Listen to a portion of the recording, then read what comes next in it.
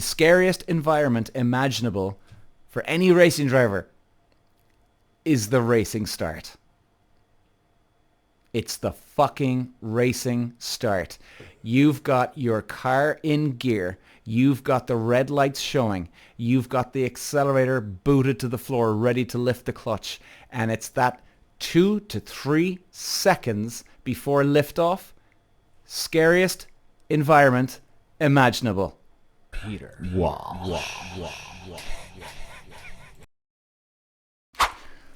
All right, ladies and gents, welcome back. Welcome back to the Peter Walsh Show. I'm really super excited, guys, because I was even wondering there, man, when we talk about Formula 1 and motor racing on the podcast, with the season over, I was thinking, fuck, man, I'm definitely going to talk about Formula 1 and racing over the winter period, but will it be as exciting? I think this is going to be fucking awesome, lads. We're going to talk about Drive to Survive, and it's funny, I only got this idea because somebody gave it to me only a few weeks ago. I did think of it, right? I did think of it about 6 months ago about possibly doing a review of Drive to Survive from each episode, and that's what we're going to do here today, guys. I'm going to bring you through the back end of racing here. What I went through versus what the drivers get through, because I can tell you now, ladies and gents, when I watch Drive to Survive, it brings me right back to my racing days. Because there is, and I can tell you this, guys, for a fact, excluding karting, because karting can be a bit different here, right?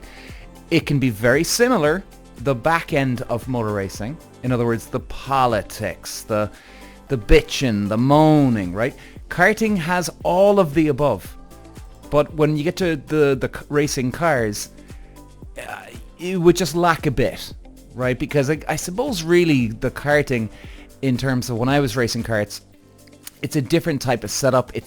You're still in the, you wouldn't say baby phase of motor racing, but if there's any phase of motor racing that is for, the baby level, which is a bad way to explain it, that would be karting. But the politics part of this now, this is what I'm getting at to.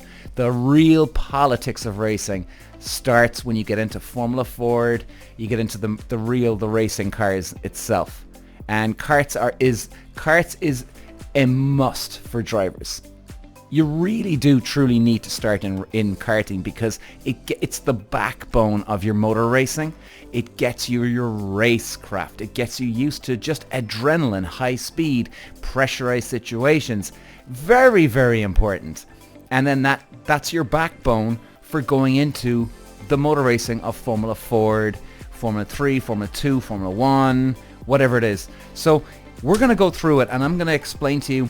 I'm going to call bullshit if I see any bullshit on Drive to Survive. That's not right, or that's not real, or I'll read between the lines for you here, because there's a lot of things that people have asked me about. They're like, what do you think of this or that? I'm like, no. They're like, what do you mean?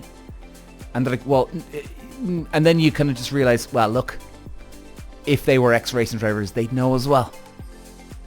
They'd know as well. So it's about knowing the fucking sport, for God's sake. It'd be like any tennis player. They'd know tennis way better than anybody that doesn't play tennis, So I'm going to call bullshit. I'm going to call what's going on. I'm going to try and give you a feel, guys, for what's really happening in between the behind the scenes, and how intense it is. Is it something to worry about for the drivers or even the teams? So let's start off. We're starting off with Netflix Drive to Survive Season 1, Episode 1. Guys, for me, I think this was a brilliant opening of Drive to Survive. I actually honestly think most people that I speak to, whether they've raced or not, right, the real tension and when you really get hooked on Drive to Survive is probably like Season 1, Episode 3, or maybe even 4, right? When the real bitching fucking starts, right? When they're going at each other. Like, that's when it really, you're glued. You'll never turn it off again. You're binge watching the whole fucking thing. But I think if they actually started off straight into it, I don't think it would have had as much of an effect, because I still think in the setup of season 1, episode 1, it gave you the background. It gave you just a little more insight of who the drivers are, what's at stake, and the pressure that the drivers and the teams are under. So I do think it I suppose it catapults you into the drama when it really kicks off. So I think for me, it was a brilliant fucking opening. And it was in Australia, Melbourne. You're really following the Haas team of Magnussen and Grosjean, the two drivers, and then obviously you've got Gunter Steiner, the team principal, and you got Gene Haas, the main owner of Haas, in the background. So we're going to go through all that. Then you've got Red Bull, you've got Christian Horner, you've got Daniel Ricciardo, mainly seen through Ricciardo's eyes, which is fantastic, and some just great insight. I mean, for me, even the first 2 to 3 minutes of the opening of season 1, episode 1, it summed a lot of racing up for me, as I think for people watching Formula 1 for the first time. It showed you the pressure. It showed you the speed. It showed you the adrenaline. It showed you some crashes. It showed you drivers getting pissed off in the background. It showed you the teams getting pissed off in the background. It showed quite a lot. And I think this is why, guys, if you've never watched Drive to Survive yet, you need to start watching it. And by the way, guys, we're going to go through the whole fucking...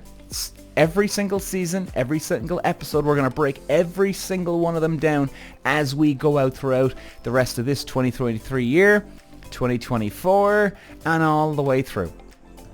So, okay, here's a good way to start this, actually.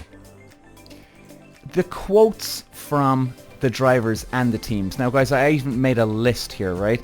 I've been doing quite a bit of homework now on this, just to write out the highlights and the bullet points for the main things, which will give us more detail of what it's like coming from that, what they're saying, into the background of motor racing. So it's a great way to start off. Well, firstly, let's start off with one of the first sentences that has been said in the whole entire series, and it comes from Christian Horner. Drivers are like fighter pilots. You know, when I was even racing, I never even thought about drivers being like fighter pilots, I have to say. And when Christian Horner said it, I was like, wow, man, that's a really fucking good way of summing it up. You always kind of look at yourself as the same type of thing. I mean, even, you know, when I was younger, watching Top Gun, Tom Cruise, and you see the G-Force and fighter pilots, yeah, there's a bit of that going on. But to hear a team owner say fighter pilots, for some reason, it actually took me back. I have to say, I never thought that a team owner would look at it like that. And, you know, it even makes me wonder, geez, I must catch up with my old team owners myself to even ask them, did you ever look at it like that? I think it's a great way of summing up, because you do go into your own little world. You really do. Now, you've got in-car radio and you're talking to the team, and I was in this experience too, in scenario numerous times.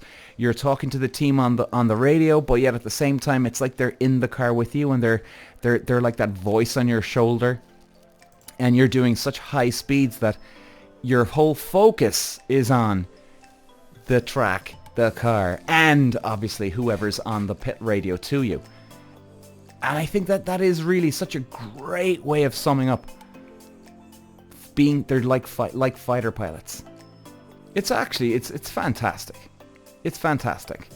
So, another great quote was like, F1 is like a traveling circus. Ricciardo said that. I mean, it really is, guys. The amount of traveling we used to do, even when we were karting back in the day. Myself and my family, we used to get into our vans with our karts. We used to travel all the way up to, when we were in Cork, we'd travel up to Limerick, which isn't that far. You're going up to Dublin, you're going up to the north of Ireland, you're going to England, you're going to Wales, Scotland, you're going to different countries. The amount of traveling that a driver does, and the teams do, It really is like a traveling circus because you're in with the same crowd most of the time. Now you could be in, let's say, karting. Karting would be a little different where you would have, let's say, Peter that is competing in the Irish Championships, but then Peter might also go over and do the English Super 1 Championships. That's what it was called back in the day. So you've got a different field that you're going up against, different drivers, that you're going up against. So you might have two traveling circuses, but very good way to describe it, a traveling circus, because the amount of traveling that's involved, guys, it is a lot. And if you're not taking racing to a professional level, so like if you're starting off in karts, let's say, and then you're going to Formula Ford, but you haven't quite made the step, you could be traveling all the way through from a Tuesday, Wednesday, Thursday. You get to the track on a Thursday, you start practicing on the Friday, you're qualifying on Saturday, you're racing on Sunday, kind of like the way the Formula 1 boys' program works out, right? And then you're traveling back on a Sunday night, or maybe even the Monday, but then you might have even jet lag or just traveling alone, even though you're fit as hell when you're racing. It's still a lot of work, guys. It's, you know, you're not going to work on a Monday morning fresh as you can be if you do get back on a Sunday night or wherever. You're fucking tired, you know? Even like, especially for the racing drivers, I think, because you've got all that adrenaline flowing. Now, the teams, the mechanics, the engineers, they'd be up all night on the Saturday night getting the car early when the driver's going to bed. But I think, so don't get me wrong, they've got a fucking tough time of it too. I just think when it comes to the, the adrenaline, because you got an hour race, a half an hour race, a 2 hour race, there's a lot going on for the driver.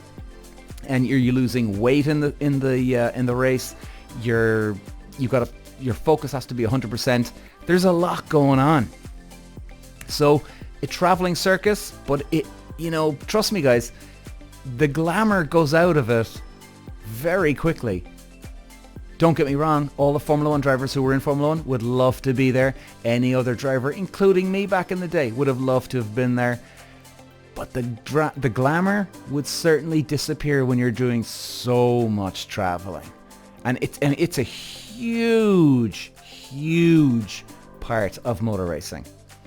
And I love the way Magnussen, he says, your teammate's your worst enemy. Well, that can be goddamn true. Personally, I think you're your own worst enemy. Excuse me. I think you always go up against yourself. Because if you get the best out of yourself, you'll possibly get the best out of yourself with the team. You get the best out of yourself with the team, with the car, etc. And then that translates into everything else.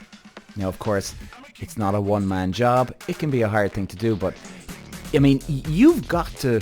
It's a very awkward scenario as a racing driver where you've got to be the team player, where you have to get on with your teammate, and you've got to shake hands with all the sponsors. You've got to arrive up to all the sponsors together. So you're doing a lot of work together. Then you've got to go into debriefs, right, where you'll sit down and talk about the car. This is in any level of motorsport. You come in after practice, after qualifying, even the race, and you all sit down together. Team boss, team mechanic, team engineer, the drivers. And a lot of the time, you'll have the other driver there with you. Now, the problem is, you want to develop the car and make it better, but you got your fucking teammates sitting there. And believe me, I've been in this scenario so many goddamn fucking times that you're not sure how much to give away, because a lot of drivers don't have a fucking clue how to set up a car or a kart. And that is God's honest truth, ladies and gentlemen. I'm not bullshitting you here one bit. A lot of drivers do not have a fucking clue how to set up a car. Some of them find it hard sometimes to differentiate between oversteer and understeer. I'm not lying. I'm not exaggerating. I'm not none of the above. So you're spending a lot of time with your teammate. Then at the same time, you want to kick his fucking ass or her ass, and they want to do the same to you. Now, you can still have a good relationship with them. I mean, there's quite a few of the F1 drivers, they do have a good relationship. But you know what, don't get me wrong, to a degree here, right? Because all of a sudden, you could have a tip or a crash with your teammate out on the track. And, you know, that quote, friendship that you have with them, all of a sudden, the friendship might disappear really fast, right? Now, whether it's, if it was your friend, like proper, genuine friends, would probably accept their apologies or this or that and move on easier, but it can go so fast south, guys, with drivers that friendship can disappear very, very fast. Now, at the same time, you've got to play nice, and of course, it's very understandable when you talk to the team owners and what they want, the team mechanics even. They don't want their team or their drivers to be crashing into each other on the track. Now, you don't have to be a team owner or a team mechanic to understand that as a driver. You know, it's not that we're in completely different worlds. It is 100% understandable. A driver understands that. They want, well, most of the time, they want the best result for their two drivers. Sometimes that's not the case, by the way, okay? Even like Verstappen, Perez, when we talked about that during the year, when Perez was getting slowed down. Sometimes this is not the fucking case, right? We're going to assume they're innocent and proven guilty, and you would say, for now, most teams want their drivers to finish in the top two. All the time. So you've got to play nice, you've got to be professional with your teammate, you want to kick his fucking ass, or her ass, on the fucking track as well. So there's a lot going on. So you could debate that. I would always still say you're your own worst enemy, or your best friend. You could debate that though. You know, do you want to say your teammate's your worst enemy? Fair enough, but it's certainly, it's a hard job to keep it all, quote, gravy all the time. And it was funny, actually. I loved when you see it with Ricardo, when he was asked at the start of the Netflix season, or episode 1, somebody asked him, if you were in the same car as Hamilton, would you beat him? The camera pans to Ricardo, then all of a sudden you see Ricardo just go, yes. It was almost like, is this what he wants to hear? I understand though what he might have been going, hang on, if I say yes, do I sound like a dick? Are people not going to believe me? Right? Should I even be saying it? So I think if you're wondering like, oh, did he actually, like, why did he hesitate there? I actually think it was more, oh, I'm going to sound like an asshole if I answer this question, even though he did answer the question. It was funny though. But hey, I don't know. Does he actually believe that he can beat him? Fuck. I certainly hope for his sake he would. Christ. One other thing, before we get really into the nitty gritty. Kevin Magnussen, he says, I'm not worrying about dying. That is very, very true, ladies and gentlemen. That is very, very true. I never once worried about dying. I had a couple of guys close to me that when they died, it shook me up for a little bit. And about 2 days later, got into the car, I was fucking grand again. Absolutely grand again. So, okay, maybe it's, you get a bit shook up maybe, so maybe that is worrying about death, or concerned, like, oh my god, that could happen to me. I don't know what you'd call it. Maybe concerned or anxious about it, but worried maybe? I don't know. But anyway, most of the time, guys, 99.99% of the time, you're not worried about dying. Because the adrenaline you love, it's not that we feel invincible, it's you want to push that car to the edge. You want the smell, the feel that death is right there on your fucking doorstep. That's what is a huge adrenaline buzz of being a racing driver. I've been here, done that, worn the t-shirt 1,000 times. It is... we want it. We want that death feeling, that it's right there if we fuck up. You need it, because the limit is a great feeling when you're driving so on the limit, being so fast. You know that death is right next door to it. And believe me, every racing driver out there has had a big collision where, now, depends on how big, but we've all been there where we've had a big fucking collision and we've hurt ourselves or we've come very close to death. Sometimes, yeah. But yeah, he's not lying about that, guys. Most of the drivers, I think, don't have a fear of the death. They accept it. That's what it is. Hey man, you know what? It's not that they think they're not going to die because they're so good. They're just not worried about it. That's what us drivers go through. Alright. And let's see. Oh, by the way, yeah, we're getting into it now. Ricardo. I've said this before and I'm going to say it again. Ricardo saying, oh, I'm known as the happy guy, always smiling. He doesn't actually bother me, Ricardo. Like, I don't watch him and go, oh god, I hate this fucking guy. The guy is just too smiley, don't we think? You know, in all my years of racing, ladies and gents, I don't think I've ever met a racing driver that smiles 24/7 at a 10 out of 10. And what I say 10 out of 10, in other words, it's like he's had the greatest day of his life, or he's heard the most unbelievable greatest news of his life, even though he's had a big accident on the track. Like, when I first saw Ricardo, I went, I don't think I've ever met a racing driver like this guy, in terms of all the smiles on his face. And then I went, okay, well, do you know what? Maybe I'm wrong about the guy. Maybe he just naturally is one of these smilers, right? Then I saw him, he had a couple of crashes, and he was still smiling. I went, full of shit. This guy is fucking hiding something, ladies and gents. I'm telling you now, I'm fucking telling you. This guy is hiding something. Nobody is that fucking happy 24/7, 7 days a week. And you know why? Because it takes one to know one. I'm a happy-go-lucky guy, ladies and gents, all my life now. Obviously, everybody has their ups and downs. Everyone. But in general, I've been blessed and lucky to be a happy-go-lucky person. I don't walk around with a smile on my face, grinning from ear to ear 24/7. I know plenty of other people that are very happy and happy-go-lucky naturally, and they don't go around 24/7 with a big fucking grin on their face. Now, there's something not right with this guy. There's something's not right. I can't put my finger on it, and I don't even have a problem with Ricardo. He's a quick driver, no doubt about it. He's been bloody quick in Red Bull, and there's one part I do like about him.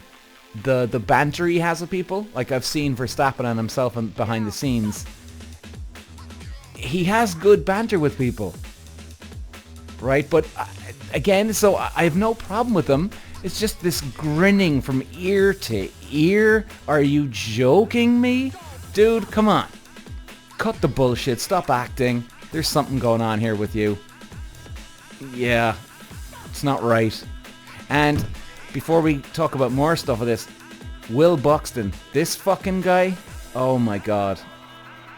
The English journalist, ladies and gents. Oh, this guy is just so full of shit. He doesn't have a clue what he's talking about. Yes, he knows his information, like anybody, right? Anybody in the world could look up Formula 1 on Google or a website or watch the Formula 1 and know the information. You know, oh, Daniel Ricciardo won the race, Carlos Sainz was second, Hamilton was third, and oh, they had an update this weekend. It was a back wing. Anybody can learn that from themselves. It takes no intelligence to do that.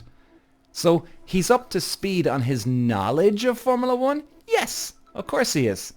But this guy just doesn't have a fucking clue. And I don't know, is it his reactions or something? I'm having a go actually here. I really... But this guy, no. It's just no. It's something about this guy. He rubs me up the wrong way. He rubs me up the wrong way. Now, there was another journalist now again in season 1, episode 1 here, guys. Oh God. And you know what? I've got a whole list of notes here, but I couldn't find his name for some reason. I even went back. I rewinded the documentary. But anyway, if I find him again, I promise, guys, I'll find him and I'll write it down. But he made out a very good point. He's another English journalist. He made a very good point, and he's actually bang on. Not Will Buxton. This other guy. He said, budgets is a huge thing. And it really is, guys. And what did he say? He said it can mean everything between the top team to the bottom team. And it can mean huge amounts of lap time. And he's right. I mean, even in karting, guys, karting can be a very huge budget for a lot of people. And you could spend 50 grand, you could spend 100 grand in a year just on your karting alone. Whereas one other guy could spend half the amount.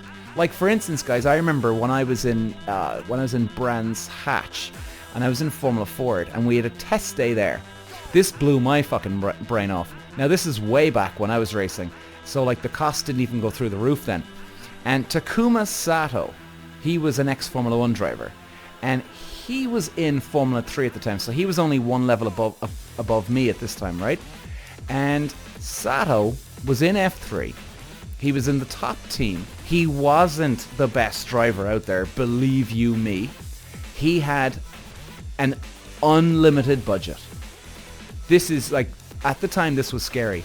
Every time, in a Formula 3 car now, ladies and gentlemen, in a Formula 3 car, every time he went on the track, he had a brand new set of tires. Back then, that was like, that was so ridiculous back then. That was almost like a Formula 1 team changing their engine every time they went on the track for a 2-lap stint. I mean, it's like, honestly, guys, it was that ridiculous in Formula 3 back then.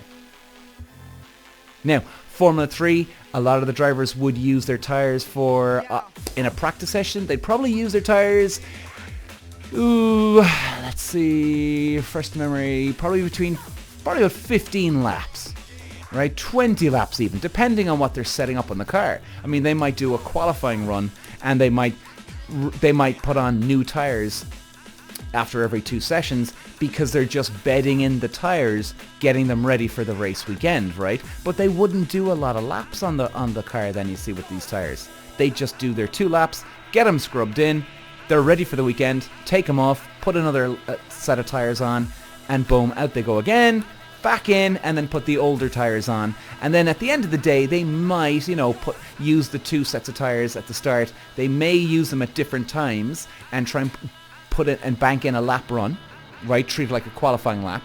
Yes, but going out every lap, that's just insanity levels back in the day, guys. Now, current times, it's still a huge thing. I mean, guys, haven't we seen, even in Formula 1 right now, right, where the budget's a huge thing, we now see the cost cap have come in, right? They're restricted on working, they're restricted on spending money, and where are Mercedes gone? They were dominating for so long, they were throwing money at the problems, and now all of a sudden the budget caps come in, and where are they now?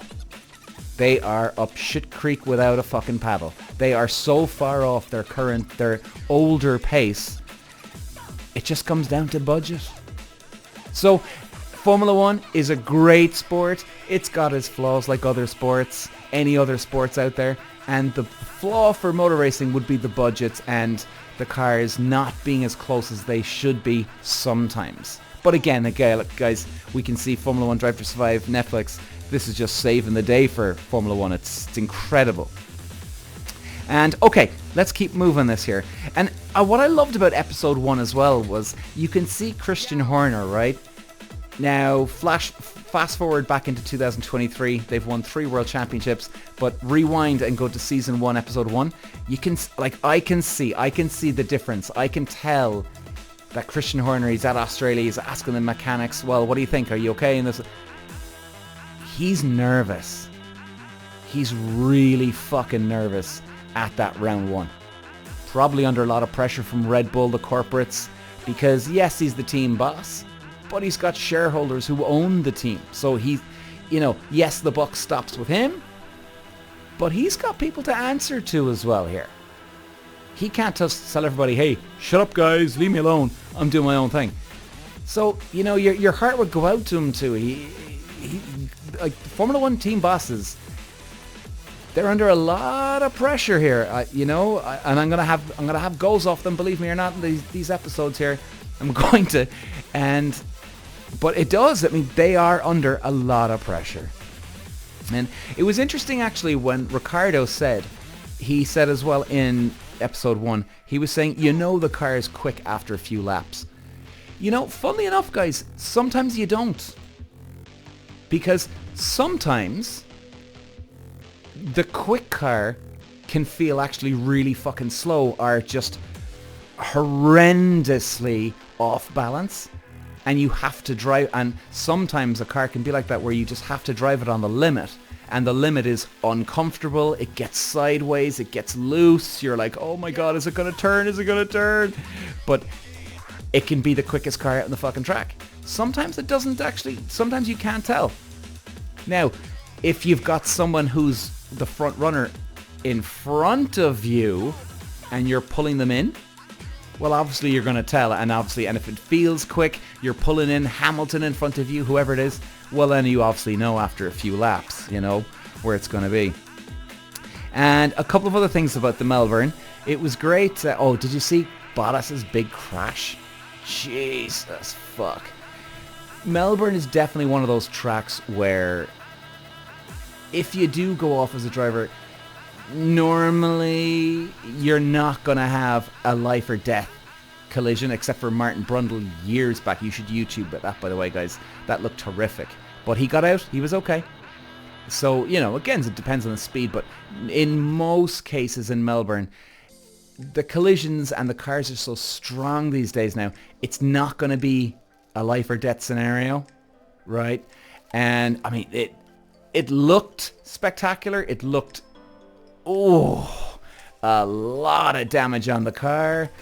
But again, Melbourne just doesn't have a lot of runoffs areas. They've got the runoff bit of tarmac, right? Those extra bit of roads where you can go on if you overshoot your braking, and that can be okay. But I love the way with the Melbourne, with here, this is the real, like I was saying at the start, guys, this is the real start now of the bitching and moaning. This is really setting it up, especially with Gunther Haas. Gunther Steiner, beg your pardon. You can see, I mean, this guy, I love it. What a great way to start the episode. And you can see he's a diva for the camera. He can't get enough of the fucking camera. Even after the end of the race, we'll go through it now in a second, but he's straight up to the press. Now, yes, they have to do some press stuff, but he didn't have to do it that fucking quick either. This guy just, give me the camera, give me the camera, give me the camera, give me the camera. And he knows Netflix are recording too as well, by the way. He knew they were in the pit with his team for that weekend. And let's see. Now, my heart does go out to him too. Right, I was saying, I'm not all fucking having a go 100% against drivers or team owners here. I'll be fair when I have to be fair here. And what I like about episode 1 is you can see Gunther as well. He's on the phone to Gene Haas. Now, Gunther's the team principal. He's the team boss, per se, right? In other words, he's the number one guy at the racetrack at a race weekend. He's probably he's the guy running the whole show here. And then you've got Gene Haas in the background, who's the real boss. Gene Haas is the owner of the Haas team. He's not running it. Gunther's running it for him. But Gene Haas is the money man. Gene Haas is a legend, really, in racing. I mean, he is a fantastic operator. He's mainly been in America, but with Formula One, just hasn't got the pulse on it yet. And maybe he will. I think he's going to have to invest more money. I think even Haas have been struggling, even with the budget cap. They've probably been struggling a lot. But you can see, like in episode 1 here, Gunther's on the phone to Haas. You can't hear Haas, but you can tell the guy's under pressure. He's got like, guys, it's no joke. This is real.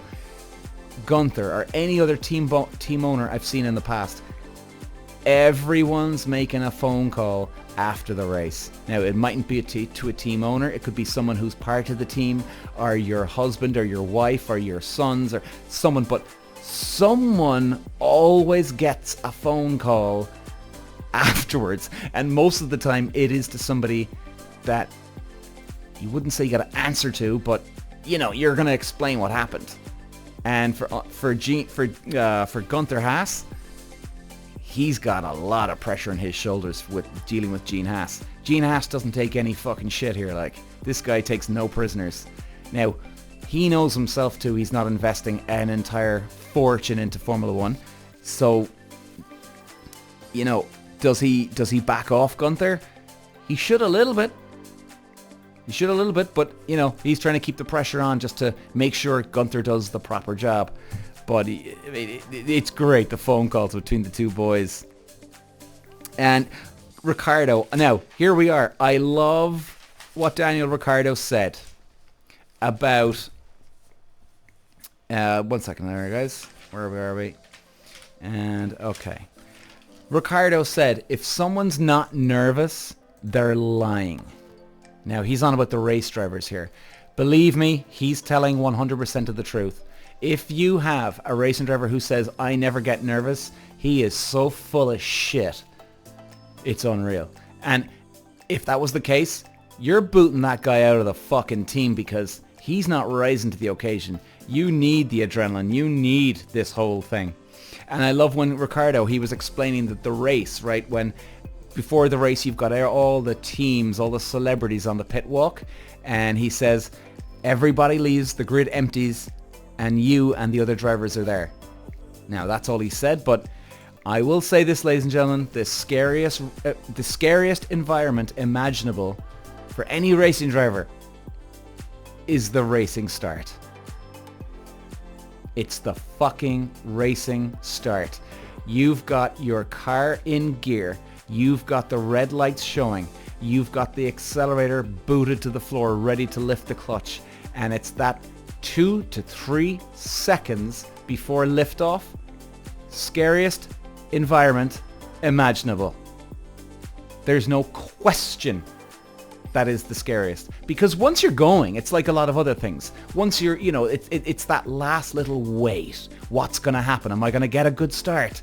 Fuck, is somebody going to get me at the start? Because a lot of it is, and you've got engines roaring around you guys. It's the greatest place on the earth, but also the scariest place on the earth.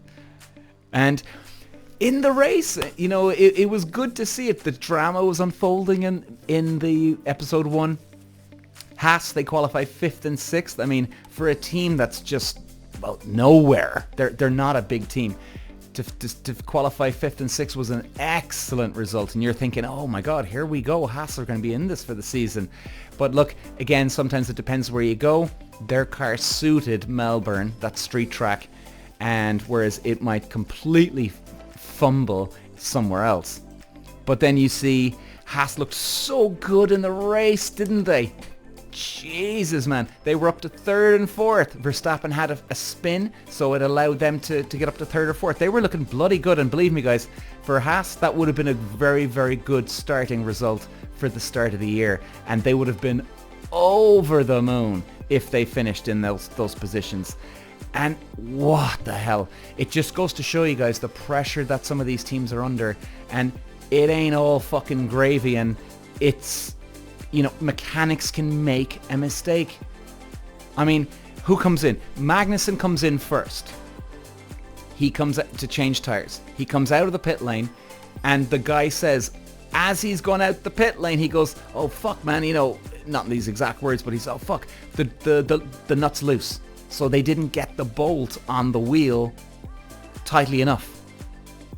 Then all of a sudden, what happens? Magnussen goes through the first 2 or 3 turns. Boom, he slows down, the wheel is loose. Race over right there and then. I mean, that was a tragedy. And then, not only that, Grosjean comes in. Same fucking thing happens to his front left. Jesus. Now, I get it. All of a sudden, you've got your second driver coming in and you're like, oh my God, we've just had this happen to Magnussen. Fuck, we better make sure this doesn't happen. But hey, you fucking rise to the occasion. But how did they make the same mistake twice? Especially when they knew they made the mistake from the get-go. Jesus, man, how did they do it? It was such a damn shame, but again, it was such a really, really good race to show you guys what kind of pressure, and even you see the mechanic's face at the end. You know, he's talking to Gunther Steiner, he's apologizing, he's trying to explain what happened, he's saying he's burnt out, he's exhausted, and they were saying, alright, that he's the newbie in the team. Now, why would you have the newbie do it anyway? Do you know? Like, you bring in the more experienced guys for this stuff. Christ. But, I don't know, maybe they didn't have the budget to do it. But, end of the day, it sums up the pressure, guys. It sums up the fucking pressure. Now, and you see, it was a good race for, obviously, Vettel. He was in the Ferrari. He won the race. Hamilton second and Raikkonen third. Now, before we close off episode 1, guys, here was the best part. Christian Horner is talking to Daniel Ricciardo at the end, after the race. Now, let me paint you the picture. Ricciardo finishes 4th in the race. He finishes just a half a second behind Kimi Räikkönen. So in other words, they were neck and neck coming up to the start-finish line. So it was very close. Christian Horner is seen after the race. He comes up and he's actually quite happy. I was surprised to see this. He was quite happy with a 4th position. Anyway, so he's like, oh, you know, you nearly had him, and people were fucking going mental, all the fans, because Ricciardo's Australian, all the Australian fans, you know, and I think he was getting caught up with it, and he's like, oh, they were all excited. They were going mental to watching you, Daniel. Oh my God. Daniel just comes around and comments, yeah, I know, it was unreal. Even I didn't think we were that quick. Now, does anyone remember Christian Horner's face when Ricciardo said that? And believe you me, ladies and gentlemen, this tees up the whole season of Drive to Survive Season 1. This sets the whole thing up. One fucking comment like that, which, by the way, was no big deal, because they weren't that quick. They didn't win the race. They didn't kill and destroy everybody in qualifying. Yes, they had some pace, yes. But, like, Ricciardo, and I'm going to bat for Ricciardo here, Ricciardo didn't say anything insulting. He was just calling it how it is. You know? In fact, even if anything, it was a delightful surprise. And trust me, ladies and gents, that's nothing what he said. Like, Christian Horner could have easily just turned around and said, what? Daniel, are you serious? Oh, well, hey, fuck you, asshole. There you go. So, in your face, shithead. And had been pissed off for 2 seconds, and it would have been all over and done with, because he wouldn't have let it fester. But he took that in like a sword to the stomach, cut him deep inside. And this, by the way, ladies and gentlemen, is great for us, by the way, watching as an audience. Because if you haven't seen the rest of it yet, wait until you see what happens. And this all ties in with Season 1, Episode 1. And before we close off, guys, right, I want to say one last thing about Drive to Survive. This is not acting. These drivers, these mechanics, are not paid actors to act with lines, auditioning, nothing of the sort. This is all real. And believe you me, I know race engineers, drivers, team owners, I know a lot of people from the racing days, mechanics, everybody, that can be that sensitive. I am telling you now, that's gospel. And this is why I loved Drive to Survive. This has got what got me hooked on Drive to Survive, even though I'm an old racing driver. Like, really, if anything, I would have put my money that I wouldn't have had any interest, because I know the world, and you know, but I loved the way they showed the underskin of Formula 1 and motor racing in general. And ladies and gents, welcome to Drive to Survive, because Christian Horner's meltdown, internal explosion, you'd say, has set it up, Drive to Survive, for season 1 in fucking style. Ladies and gents, we'll be back again with season 1, episode 2 very soon. Thanks, guys. Bye-bye. Peter Walsh.